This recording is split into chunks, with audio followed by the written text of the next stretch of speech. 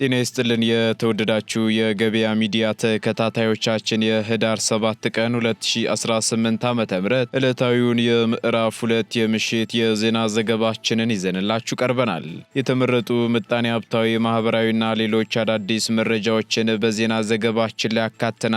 አብራችሁን እንድትቆዩ እንጋብዛችኋለን። በቅድሚያም አርዕስቶችን የኢትዮጵያ ኤሌክትሪክ አገልግሎት ለቤት አከራዮችና አዲስ የቤት ግዢ ለሚፈጽሙ ደንበኞች ጥብቅ ማሳሰቢያ አስተላለፈም። ባስተላለፈው በዚህ ማሳሰቢያም በርካታ ጉዳዮችን በአስገዳጅነት አስቀምጧል። ሙሉ መረጃውን በዝርዝር እናጋራችኋለን። ሀገር ውስጥ የሚገባውን የአፈር ማዳበሪያ በሚደብቁና በህገወጥ ስርጭት ተሰማርተው የነበሩ ደላሎች ላይ እርምጃ መወሰዱ ተገለጸ። ይህን ተከትሎም ሚኒስትሩ አዲስ መረጃ ይፋ አድርጓል። በዝርዝር የምናጋራችሁ ይሆናል። የቄራዎች ድርጅት ካለበት የቄራ አካባቢ እንዲነሳ የሚል የፍርድ ውሳኔ እንደተላለፈበት ተሰማ። በድርጅቱ ላይ ይህ ትዕዛዝ የተላለፈበት ምክንያትም ይፋ ሆኗል። የምትሰሙት መረጃችን ነው። ግዙፍ የአቪዬሽን ደህንነት አገልግሎት ሰጪ ተቋም እየተገነባ ነው ተባለም።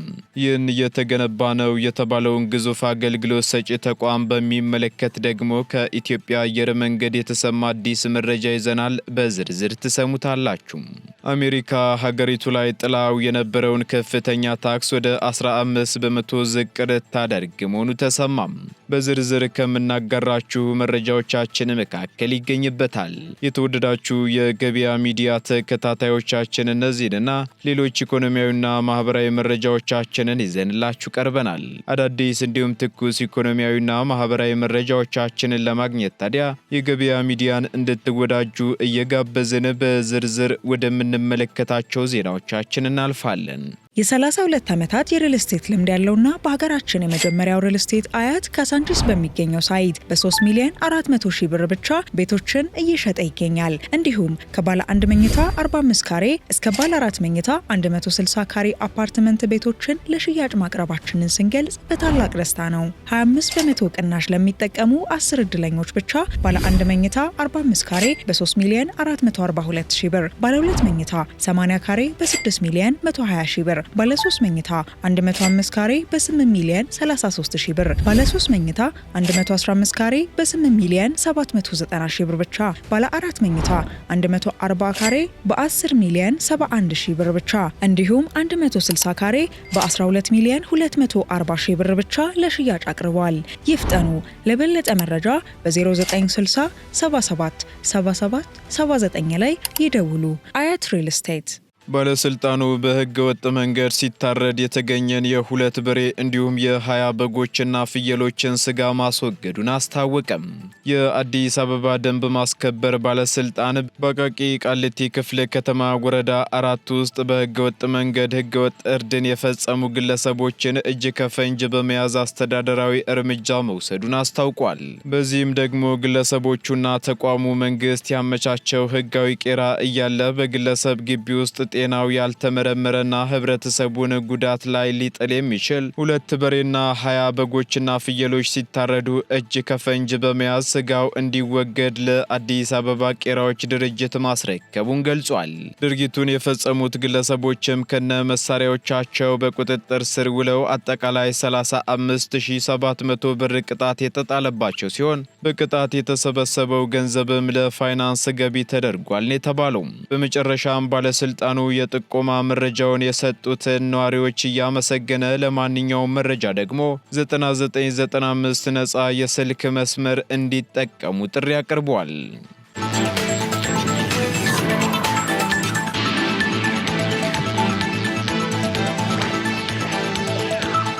በቀጣዮቹ 8 ወራት የኑሮ ውድነት ጫናን የሚቀንሱ የምርት አቅርቦት፣ የግዢና የቁጥጥር ተግባራት ይከናወናሉ ተባለም።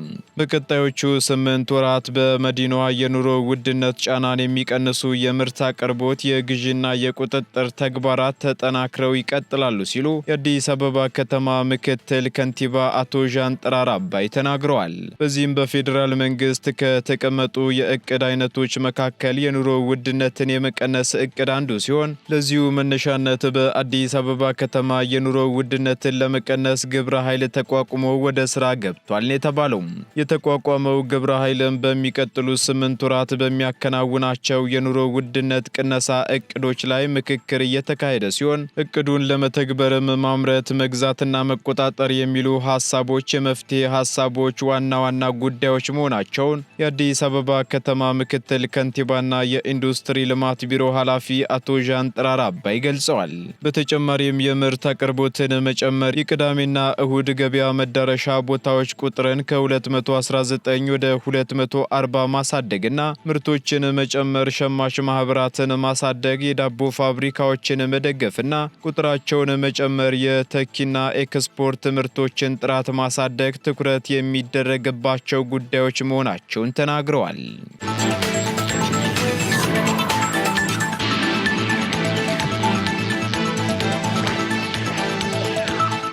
የግብርና ሚኒስቴር ሀገር ውስጥ የሚገባውን የአፈር ማዳበሪያ በተቀመጠው የጥራት ደረጃ ለማስገባት እንቅፋት ፈጥረው የነበሩና በህገወጥ ስርጭት ተሰማርተው የነበሩ ግለሰቦች የህግ ተጠያቂ እንዲሆኑ መደረጋቸውን አስታወቀም። ሚኒስቴሩ ይህንን ያስታወቀው የህዝብ ተወካዮች ምክር ቤት የግብርና ጉዳዮች ቋሚ ኮሚቴ የግብርና ሚኒስቴርና ተጠሪ ተቋማትን የ2018 በጀት ዓመት እቅድና የአንደኛ ሩብ ዓመት አፈጻጸሙን በገመገመበት ወቅት ነው።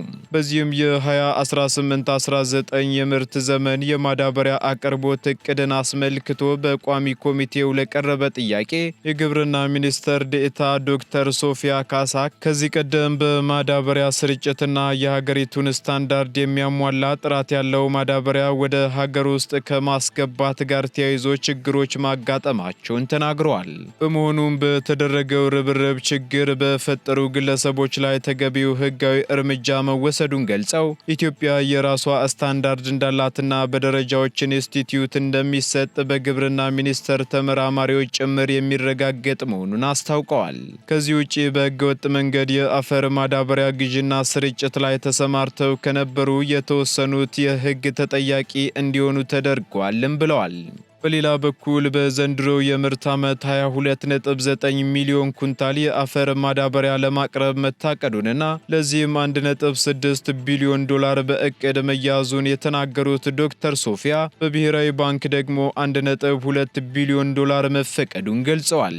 በተጨማሪም ሚኒስተሩ ሪፖርቱን እስካቀረበበት ጊዜ ድረስ 5.4 ሚሊዮን ኩንታል የዳፕና የዩሪያ ማዳበሪያ ግዢ መፈጸሙን ገልጸው የመጀመሪያውን የዳፕ ማዳበሪያ የጫነ መርከብ ደግሞ ህዳር 8 ቀን 2018 ዓ.ም ወደብ እንደሚደርስ አስረድተዋል። የግብርና ሚኒስትሩ አቶ አዲሱ አረጋ በበኩላቸው ከዚህ ቀደም ከነበሩት ተሞክሮች ትምህርት መወሰዱን ተናግረው የማዳበሪያን ህገወጥ ንግድ ለመቆጣጠር የተጀመሩ ስራዎች ተጠናክረው እንደሚቀጥሉና ውጤታማ ለማድረግም ሽያጩን ዲጂታላይዝ ማድረግ አስፈላጊ መሆኑን ተናግረዋል። በዚህም ደግሞ በኦሮሚያ ክልል ባለፉት 3 ዓመታት ተሞክሮ ውጤታማ በመሆኑ በቀጣይ በሁሉም ክልሎች ተግባራዊ ለማድረግ እየተሰራ ነው ሲሉም አስረድተዋል።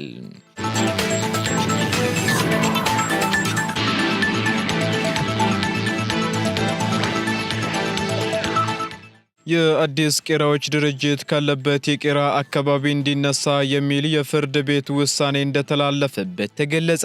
አካባቢን በመበከል በነዋሪው ላይ የጤና ጉዳት እያደረሰ ነው በሚል ክስ ቀርቦበት የነበረው የአዲስ ቄራዎች ድርጅት አካባቢን መበከል ካላቆመ ካለበት የቄራ አካባቢ እንዲነሳ የሚል የፍርድ ቤት ውሳኔ አፈጻጸም እንደተከፈተበት ተገልጿል። በዚህም ቄራዎች ከአካባቢው ይነሳል አይነሳም የሚለውን ለመወሰን ደግሞ ህዳር 15 ቀን 2018 ዓ.ም በፍርድ ቤት ቀጠሮ ተሰጥቷል የተባለው የአዲስ አበባ ቄራዎች ድርጅት ከ30 ዓመታት በላይ አጥንት፣ ደም፣ ቁርጥራጭ ስጋና መሰል የእርድ ተረፈ ምርቶችን በመልቀቅ አካባቢውን ሲበክል ቆይቷል በሚል ቁም ለአካባቢህ በተባለው ሀገር በቀል የሲቪል ማህበረሰብ ድርጅት በፍርድ ቤት ክስ ቀርቦበት እንደነበር ይታወሳል።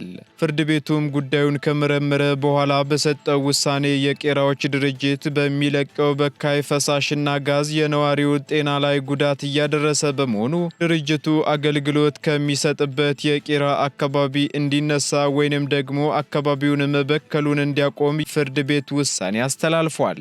በዚህም የፍርድ ውሳኔ ከተሰጠ ዓመት ቢሞላውም ግን መስሪያ ቤቱ ፈጥሯል የተባለውን ችግር አስተካክሎ አካባቢውን ከመበከል ባለመቆጠቡ እንዲሁም በውሳኔው መሰረት ከአካባቢው ባለመነሳቱ በፍርድ ውሳኔው መሰረት በድርጅቱ ላይ የውሳኔ አፈጻጸም መከፈቱን ከሳሹ ቁም ለአካባቢህ የተባለው ግብረሰናይ ድርጅት አስታውቋል። የግብረሰናይ ድርጅቱ መስራችና ዳይሬክተር አቶ መልካሙ ኦጎ በክርክሩ ሂደት ተከሳሹ የአዲስ አበባ ቄራዎች ድርጅት በፊት ከነበረው አንጻር አሰራሩን እያሻሻለ በአካባቢው የሚፈጥረውን ሽታም ይሁን በካይ ፈሳሽ ቆሻሻ በተወሰነ መልኩ እየቀነሰ ቢሆንም አሁን ያለውም ለአካባቢው ነዋሪዎች የጤና ጠንቅ ነው ብለዋል። ጉዳዩን አስመልክቶ ማብራሪያ የሰጡት የአዲስ አበባ ቄራዎች ድርጅት የሕዝብ ግንኙነት ዳይሬክተሩ አቶ አተክልቲ ገብረ ሚካኤል በበኩላቸው ጉዳዩ በሂደት ላይ ነው በሚል ስለ ክርክሩ ዝርዝር መረጃ ከመስጠት ተቆጥበዋል ሲል ሸገር ሬዲዮ ዘግቧል።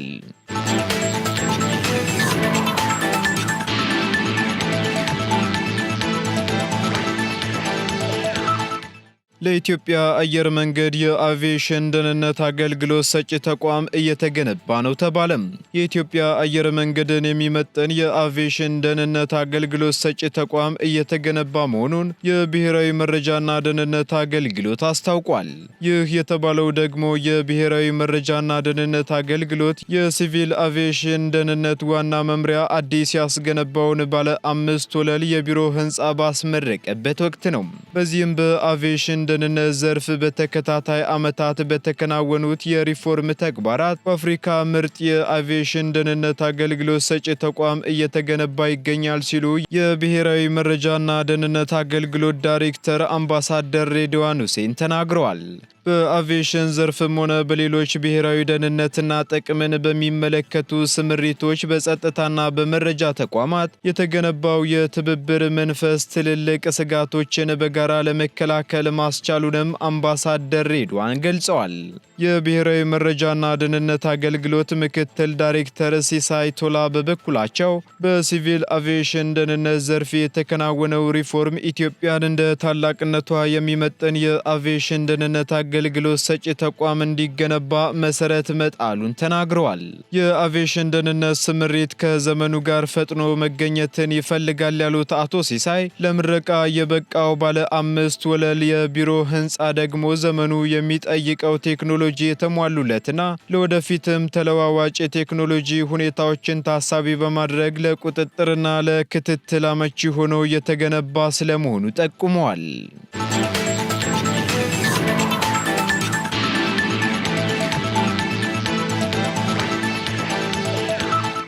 የኢትዮጵያ ኤሌክትሪክ አገልግሎት ቤት ለሚያከራዩና አዲስ የቤት ግዢ ለሚፈጽሙ ደንበኞች ጥብቅ ማሳሰቢያ አስተላለፈም።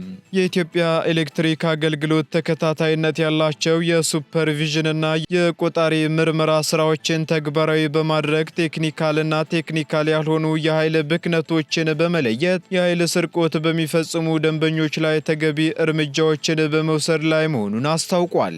በዚህም ከተደረገው የቆጣሪ ምርመራ ና ደንበኞች ከሚያቀርቧቸው አቤቱታዎች ለመረዳት እንደተቻለና ቀላል የሞባይል የኃይል ስርቆት እየተፈጸመ የሚገኘው በቤት ተከራዮች አማካኝነት መሆኑንም ገልጿል። በመሆኑም እየተፈጸመ ያለውን የኃይል ስርቆት ለመከላከልም ሆነ ወንጀሉን የሚፈጽሙ ግለሰቦችን ተጠያቂ ለማድረግ ቤት የሚያከራዩ ደንበኞች ተገቢ የሆነ ክትትልና ቁጥጥር እንዲያደርጉ አሳስቧል።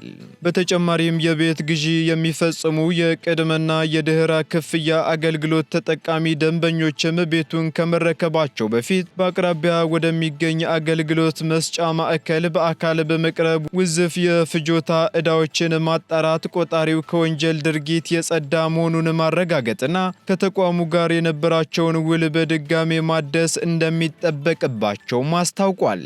ስለሆነም ይህን ባለማድረግ የሚመጣ ቀድሞ የነበረ የፍጆታ ሂሳብ ዕዳም ሆነ ስርቆት እንዲሁም አስተዳደራዊና የወንጀል ተጠያቂነት የቤቱ ባለቤት እንደሚሆን በመግለጽ አስፈላጊውን ክትትልና ቁጥጥር እንዲያደርጉ ሲል አስጠንቅቋል።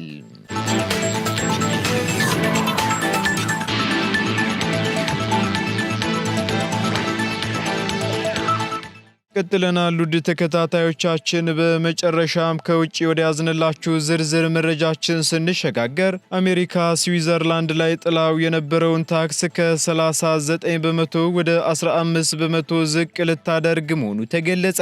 በዚህም የትራምፕ አስተዳደር ከስዊዘርላንድ በሚገቡ ምርቶች ላይ የተጣለውን ታሪፍ ዝቅ ለማድረግ ማቀዱ ተነግሯል።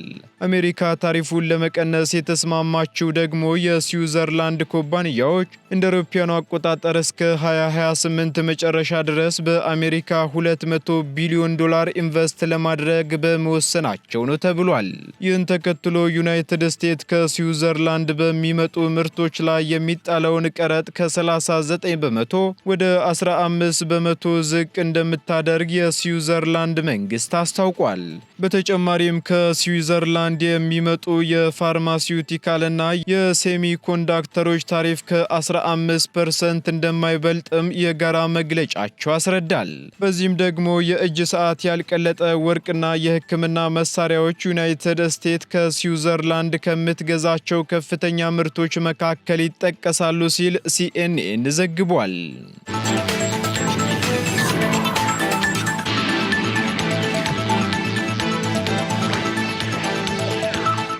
የተወደዳችሁ የገበያ ሚዲያ ተከታታዮቻችን ለምዕራፍ 2 ያዝንላችሁ ኢኮኖሚያዊና ማህበራዊ መረጃዎቻችን እነዚህን ይመስሉ ነበር።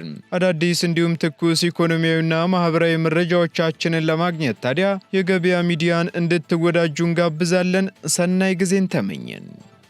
የ32 ዓመታት የሪል ስቴት ልምድ ያለውና በሀገራችን የመጀመሪያው ሪል ስቴት አያት ካሳንቺስ በሚገኘው ሳይት በ3 ሚሊዮን 400 ሺህ ብር ብቻ ቤቶችን እየሸጠ ይገኛል። እንዲሁም ከባለ 1 መኝታ 45 ካሬ እስከ ባለ 4 መኝታ 160 ካሬ አፓርትመንት ቤቶችን ለሽያጭ ማቅረባችንን ስንገልጽ በታላቅ ደስታ ነው። 25 በመቶ ቅናሽ ለሚጠቀሙ 10 እድለኞች ብቻ ባለ 1 መኝታ 45 ካሬ በ3 ሚሊዮን 442 ሺህ ብር፣ ባለ 2 መኝታ 80 ካሬ በ6 ሚሊዮን 120 ሺህ ብር፣ ባለ 3 መኝታ 105 ካሬ በ8 ሚሊዮን 33 ሺህ ብር፣ ባለ 3 መኝታ 115 ካሬ በ8 ሚሊዮን 790 ሺህ ብር ብቻ፣ ባለ 4 መኝታ 140 ካሬ በ10 ሚሊዮን 71 ሺህ ብር ብቻ፣ እንዲሁም 160 ካሬ በ12 ሚሊዮን 240 ሺህ ብር ብቻ ለሽያጭ አቅርበዋል። ይፍጠኑ። ለበለጠ መረጃ በ0960 77 77 79 ላይ ይደውሉ። አያት ሪል ስቴት